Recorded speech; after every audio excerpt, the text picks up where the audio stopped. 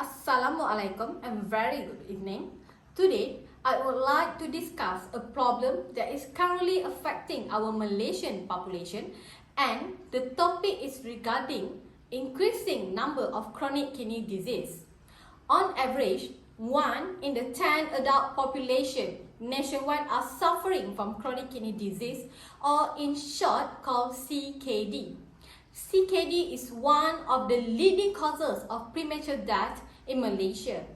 CKD is marked by a long-term irreversible loss of the kidney function, which result in waste product build-up in the circulatory system and thus causing changes of the body chemical balance, disruption of essential body process, and ultimately contribute to the damage of the body organs and system. CKD represents a significant public health problem because of the associated high morbidity and mortality. Chronic kidney disease, CKD, is a chronic condition influenced by both lifestyle and behavior. The risk factors for CKD are highly prevalent among the Malaysian population, and the number of Malaysians at risk is also increasing.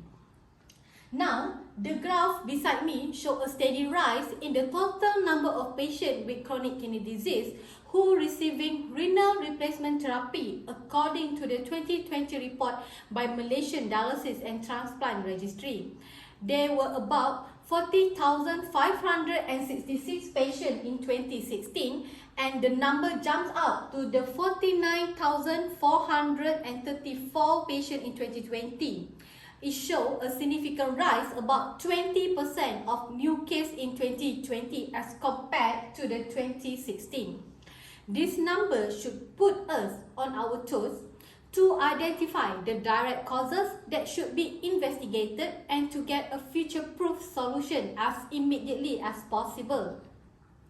The National Plan for the Healthy Kidney (ACT KID 2018 to 2025) said that the number of Malaysians with CKD is estimated to significantly increase in the future. Based on the current trend, and if the causes remain unchecked, the number of CKD patients is estimated to reach 160,000 by 2040. Wow, it's terrifying, right? This will put our country on a financial burden of about 3.2 billion annually. As shown in this chart, the primary driver of CKD surge is the increase in non-communicable disease, particularly diabetic mellitus, which contribute to about 44% of all CKD patients. Actually, diabetes can damage blood circulation within the glomerulus, which is the main functional unit of the kidney. This condition is called diabetic nephropathy. Generally speaking, Malaysia has consistently remained among the top 3 countries in the world with the highest proportion of new CKD patients with diabetes.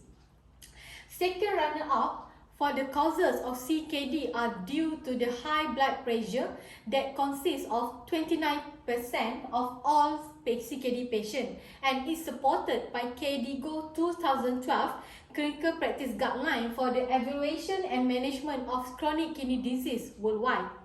The effect of hypertension in the long run will weaken the blood vessel in the entire body, including the kidney, which result in a loss of their ability to function. Next, we look at the other factor. In this factor contain multifactorial agents such as increasing in age, obesity, unchecked usage of non-steroid anti-inflammatory drugs, that is called NSAID, and usage of traditional medication and other over-the-counter drugs further contribute to the other 18.4% causes of CKD. As Malaysia further progresses into the developing world, the elderly population is also on the rise, and more Malaysians will have a life expectancy of over 60 years old. With the lack of monitoring by the authorities NSAID, and the other over-the-counter medication can be purchased easily. Furthermore, recent flooding of Malaysian pharmaceutical market with slimming and aesthetic products have caused younger population to develop CKD prematurely. Lastly, a small percentage are about contributing by the illness directly affecting the function and structural of the kidney itself, such as glomerular disease or infection, and polycystic kidney disease, which is account about 7 and 1.6% respectively. While both can be treated and managed initially with medication and close follow-up, most patients will end up progressing to develop CKD in a later life. With the alarming increase in CKD patients in Malaysia and recognizable causative factor by National Action Plan for Healthy Kidney had outlined several medium-term strategies 2018 to 2025 plan to reduce the burden in chronic kidney disease in Malaysia. They are by increasing community awareness of kidney health and CKD risk factor through partnership with NGO and civil society organization. Next, government will increase targeted screening for all at-risk population. Subsequently, government will provide education, assessment and non-pharmacological management of complications through a community-based approach. Moreover, empowerment patients for self-management of chronic disease, example diabetes and hypertension by blood pressure monitoring and blood sugar level monitoring at home. Lastly, government can provide information, training and ongoing support for healthcare professionals on CKD by providing seminars and conferences. In conclusion, provision of renal replacement therapy is not economically sustainable in the long term. Hence, more effort must be directed to the early detection of CKD and institution of appropriate therapy. This is after all the point at which treatment has the greatest capacity to make a difference. It is a pressing issue that requires immediate attention from the government, healthcare professionals and in the general population.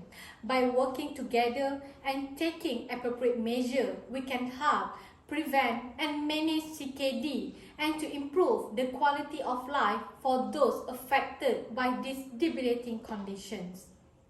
Thank you.